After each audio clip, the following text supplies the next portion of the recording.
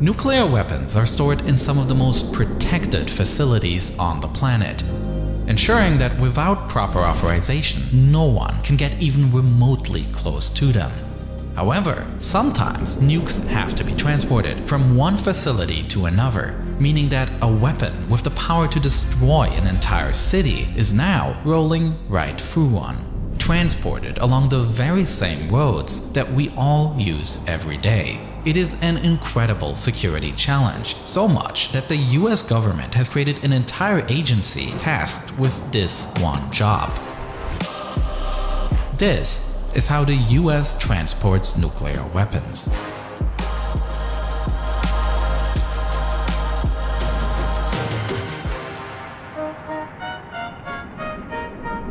What we see here is a convoy, as it is typically used for the transport of nuclear materials.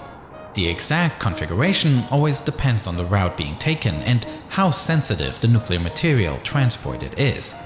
Although not necessarily the case, it is common practice, especially in cities, for the convoy to be accompanied at the front and rear by local police cars.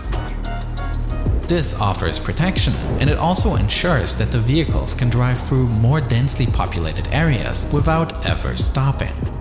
The actual convoy begins behind the police and consists of several armored vehicles close to the truck. These are so-called Bearcats, which are bulletproof vehicles that allow the agents to be protected from attacks and at the same time counter them. Across the entire car there are multiple gun holes, through which shots can be fired without the agents having to step outside the vehicle. The federal agents inside are equipped with handguns, shotguns, and assault rifles, bringing enough firepower to neutralize any potential threat.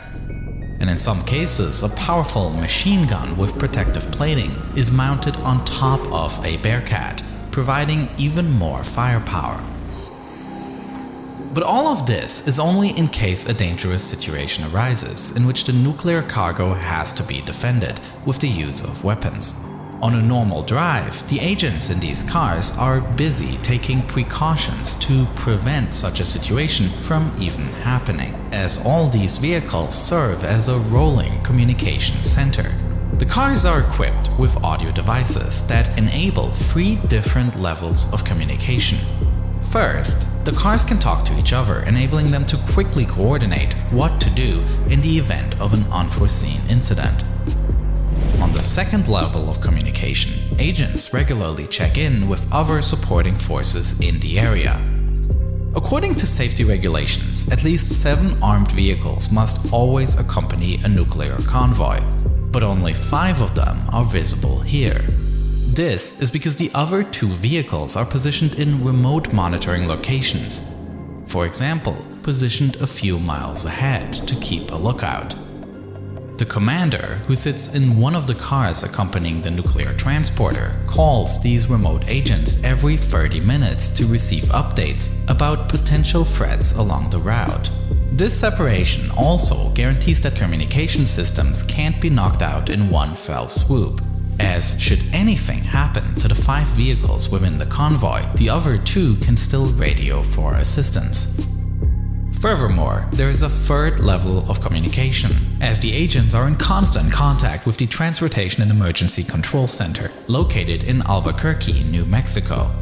From here, all nuclear transports within the United States are coordinated. From the control center, the staff tracks all vehicles across the country transporting high-risk cargo, and in the event of an attack, they can request additional local police forces for assistance.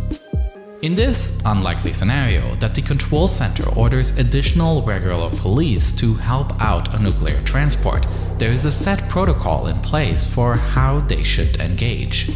The control center establishes a set of passwords and transmits those to the crew of the convoy and through the dispatcher to local police forces arriving on the scene. When the police arrives, both sides shout out their part of the password. Agent, Bravo! Team on! This is to make sure that enemies cannot pose as police in order to gain access to nuclear cargo.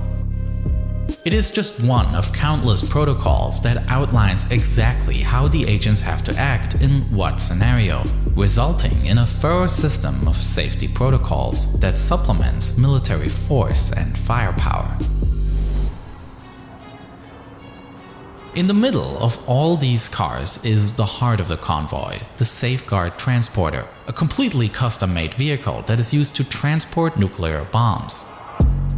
The hull of the truck is made from a sturdy metal, rendering the vast majority of conventional tools ineffective. No amount of cutting or sawing will be enough to break through the hold, nor will any accident be violent enough to crack open the shell and spill any potentially dangerous contents out on the road or countryside. Fire won't do much good either, as the hold is designed to be entirely flame resistant and can hold strong for hours on end.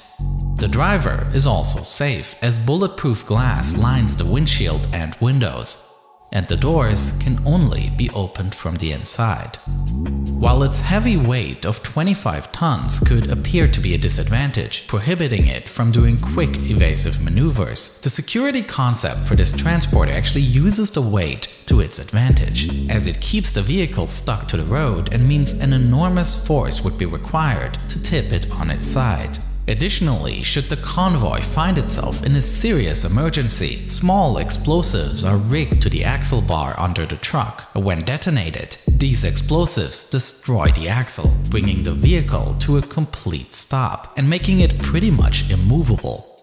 Should anyone try to haul the trailer away, they'd find themselves dragging a large chunk of heavy metal against the road with no wheel support.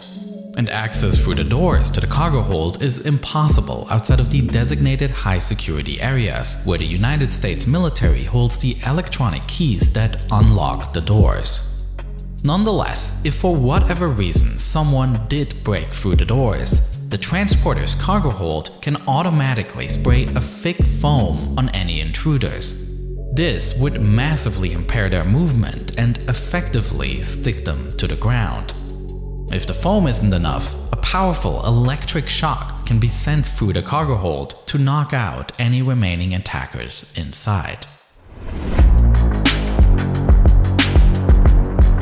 All of these security measures serve to make it virtually impossible for nukes, the most destructive weapons ever created by mankind, to fall into the wrong hands. And none of this is to mention that the entire convoy is watched by 2 US military helicopters prowling the sky, providing a bird's-eye view of the mission. The National Nuclear Security Administration has never lost a single weapon en route to base in its entire history, and given the levels of security each one receives, it's easy to see why.